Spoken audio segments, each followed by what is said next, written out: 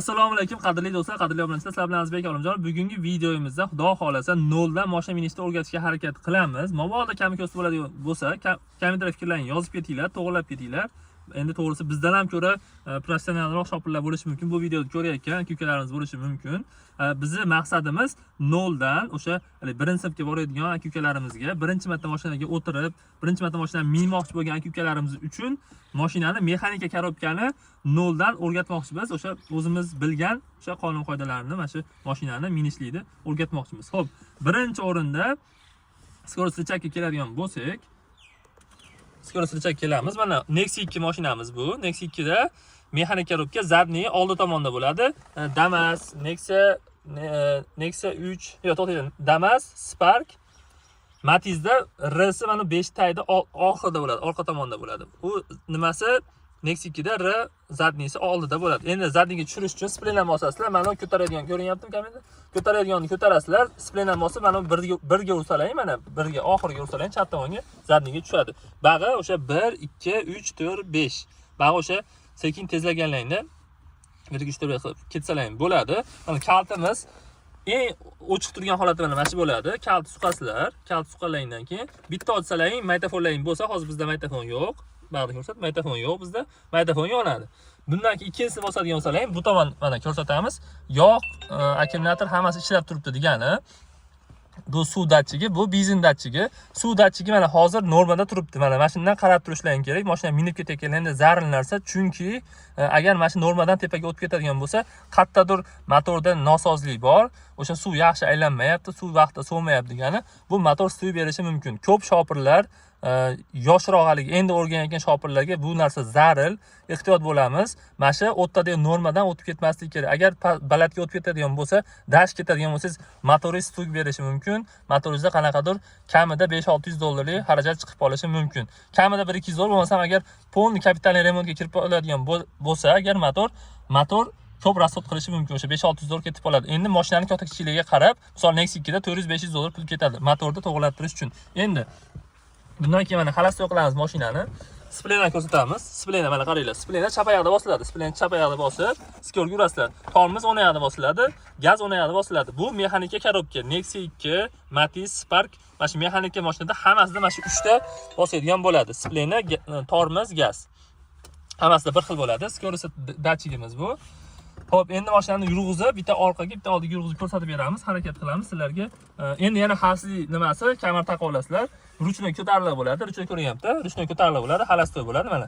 Xalastoy qilib yaxshilab qarab olinglar. Agar skorda tursa, mashina yurg'izganlaringda mashina oldiga yurib ketib qolishi mumkin, aqa-baqa o'sha noxush hodisa bo'lib qolishi mumkin. Xalastoy qilganlaringdan keyin yurg'izamiz mana. Bunda hozir bizda gaz, benzin bilan gaz. Birinchi yurg'izganlaringda benzinda yuradi, ko'ryaptimi? Benzinda yuradi, gazni 1-2 marta sal qattiqroq bosib olsalaring, gazga o'tib oldi. Mana endi mana оборотimiz 1 bo'ladi. Mana bir оборотda mashina o'zi texotda turgan bo'ladi. Endi buni ruchnoy tushiramiz. Ruchnoy tushirib turib, ko'ryapti, hammasi yaxshi. Mana endi haligi joyga ko'rsatamiz. Yondan kamerani yondan ko'rsatamiz. Mana oldida o'sha ko'taradigan narsasi bor. Bu misol uchun Richak Nexia 2 da o'zini zavodchiga sal boshqacharoq bo'ladi. Unda bunday ikki tomondan ko'tariladigan bo'ladi. Mashina ko'tarib splendan bosasizlar oxirigacha. Bitta splen ko'rsataylik. Oxirigacha mana splendan bosib turib, endi mana ko'rsatamiz. Zarninga tushirsalang, mana tushaveradi. Endi mana mashina o'zi yuryapti. Atrofdan ko'rsatinglar. Mashina yuryapti. Zarninga yuramiz. Keyin hozir birinchi skor, ikkinchi skor qilib, oldiga yurishdan ko'rsatib beramiz.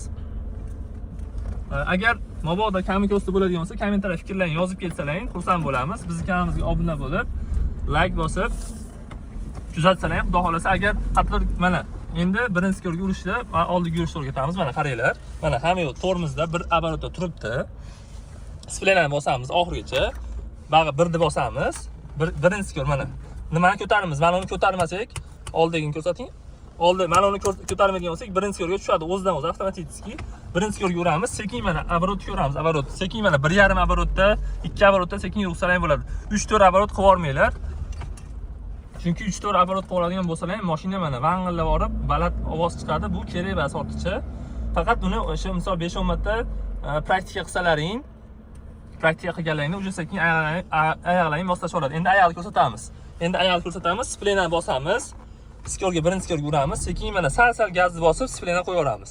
Mana aslannoy yangi novichoklarning xatosi birinchi skorga uradi, splena bosadi, birinchi skorga uradi, sразу bunday qilib haligi gazni sirazi ko'p bosib yuboradi, splenamda oyoqni sirazi oladi, o'shani hisobiga mashina o'chib qoladi. Men o'zim ham bir 15 yilmikan 20 yil oldin o'sha endi mashina minishni o'rganayotganimda kichkinaligimda dadam o'rgatardilar. Mashinada shu xatoni qilardim. Qanaqa desalaring, o'sha splenam bosasizlar, birinchi yo'lga urasizlar, yangi minayotganlar, mexanik biladi buni. Ko'pchilik o'chirib qo'ygan. Agar o'chirib qo'ygan bo'lsangiz, kommentar fikringizni yozib keting. O'chirib qo'ygan men haqiqatan ham to'g'ri gapiryapti bu odam deb. Splenam bosasizlar, birinchi yo'lga urasizlar, sekin gaz, mana jicha gaz bosasizlar, jicha nima, splenam qo'yasizlar mana. Splenam bosasizlar, birinchi yo'lga urgandan keyin gaz sekin bosib, o'zi motorni qarasanglar 1,5-2 oborot bo'ladi. Splenam bosib, birinchi yo'lga urib, ikkinchi yo'lga bunday sekin almashtirasizlar. Birinchi yo'ldan mashinani joyidan jildirib olsalaring, 2, 3, 4, 5-yo'llar juda ham oson. Mana hozir ko'rasizlar, chunki nimaga desalaring, ikkinchi yo'lga, birinchi yo'lga urganingizda 10-20 ga chiqib oladi. O'sha mashina sal tezlab oladi. Joyidan jilib olgandan keyin ikkinchi yo'lga olsangiz, mashina o'chib qolmaydi. Ikkinchi yo'l, uchinchi yo'lda mashina o'chib qolmaydi. Endi yaxshilab ko'ringlar, qaranglar. Kamiko'z bo'lsa aytib ketasizlar.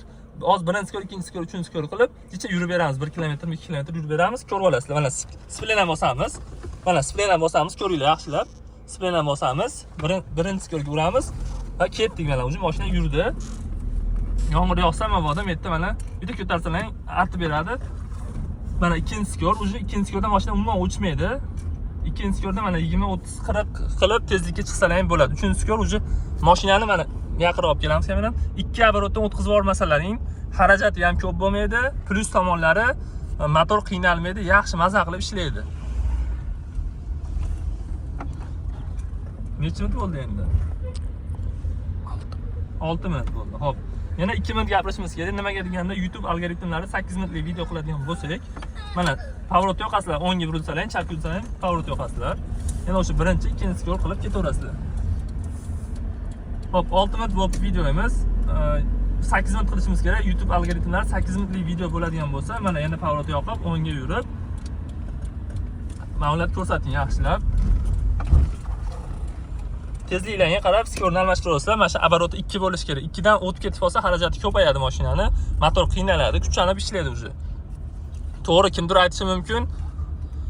aytishi mumkin. Bu narsani 3 oborot qilib, 4 oborot qilib qiynasa ham bo'ladi deyish mumkin.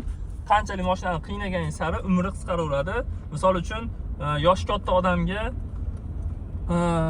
yelkasiga 50 kilo yuk bersangiz, qiynalib kuchlanib olib ketadi. Yoshroq 18-20 yosh, 25 yosh kuchga to'lgan baquvvat odamga 50 kilo yuk bersangiz, misol qanchadir muddatga, qanchadir masofaga olib borishi mumkin qiynalmasdan. O'shani singari mashinani ham qanchalik qiynamasdan ehtiyot qilib, qarab, vaqtida yog'ini, hamma yo'g'ini qarab, akkumulyatorlarni qarab yursangiz, o'shanchalik sizni xizmatingizni qilaveradi. Mana, primerni o'sha 5-600 metrga aylanib keldik. Menimcha to'liq ma'lumot berdik deb o'ylaymiz. Mabodo kamiko'z bo'lsa, keyingi videoda harakat qilamiz sizlar uchun o'sha to'g'rilashligiga yana ham batafsilroq ma'lumot berishga harakat qilamiz. Kamtar fikrlarni yozib ketinglar, tanjonlaringiz sog' bo'lsin. Keyingi videoda ko'rishguncha sog' bo'linglar. Pastda nomer yozib beramiz. Mabodo pravaga o'qimoqchi bo'lsalaring, Farg'ona, Marg'ilonda aka-ukalarimiz bo'lishadigan bo'lsa, pastga nomer yozib beramiz. Aloqa qilsalaring, sizlarni o'sha joylab pravaga o'qitib, xudo xohlasa chiroq ishlarni bitkazib berishadi. Sog' bo'linglar.